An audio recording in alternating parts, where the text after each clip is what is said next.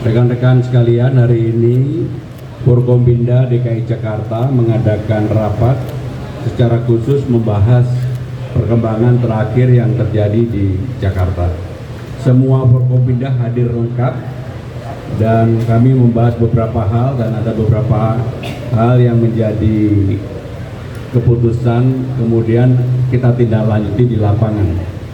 Yang pertama, seperti kita ketahui bersama, akibat unjuk rasa ada 22 halte Transjakarta, baik yang BRT maupun non BRT, serta satu pintu tol yang terdampak.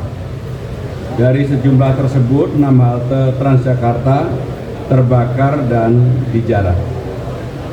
Kemudian ada 16 halte Transjakarta yang dirusak dan kemudian dilakukan coret-coret, vandalisme dan sebagainya. Saudara-saudara sekalian, seluruh halte yang dirusak tersebut mulai dari hari Sabtu kemarin kita sudah melakukan pembersihan dan segera akan kita lakukan perbaikan. Mudah-mudahan baik yang rusak sedang, rusak berat akan bisa kita selesaikan tanggal 8 atau 9 September. Untuk ini, dalam kesempatan ini kami juga menyampaikan per tanggal 1 September jam 5 pagi, tadi pagi, seluruh rute layanan Trans Jabodetabek 14 koridor sudah berjalan dengan normal. Dan memang ada sedikit hambatan, tetapi kami yakin sekarang ini pasti sudah normal. Seperti yang saya sampaikan sebelumnya, mulai dengan tanggal 1 sampai dengan tanggal 8 September, baik itu MRT maupun Transjakarta, Rp0 atau gratis. Saudara-saudara sekalian, kemarin ada pertanyaan mengenai estimasi kerugian.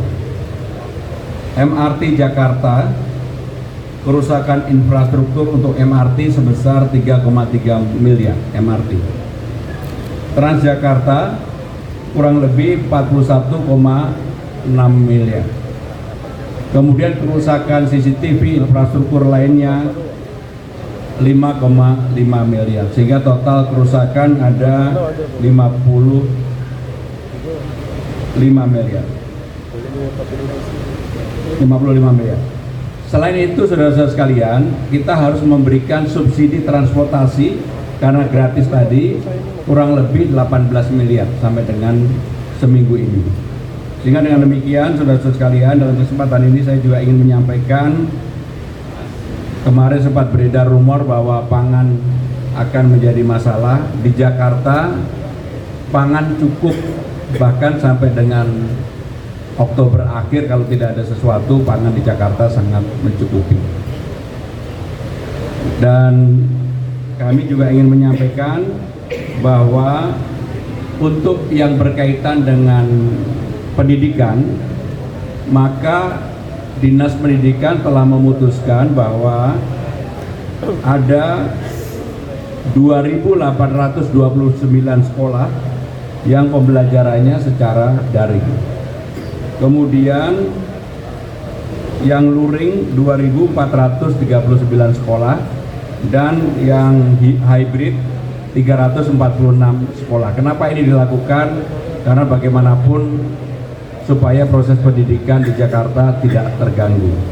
Dan dalam kesempatan ini kami juga ingin menyampaikan bahwa kegiatan Car Free Day yang kemarin alhamdulillah juga berjalan dengan baik.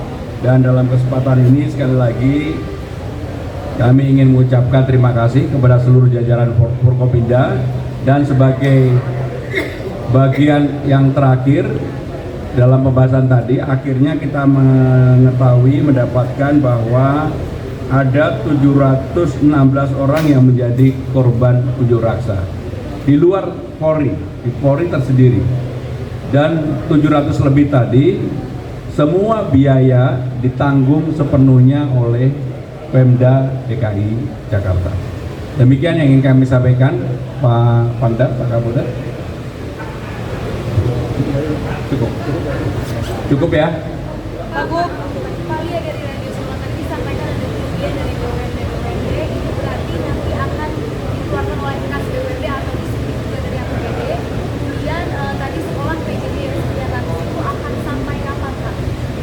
Yang pertama untuk penggunaan anggaran, tadi sudah hadir Kepala Pak Kajati. Kami sudah meminta izin kepada Kajati untuk dilakukan pendampingan.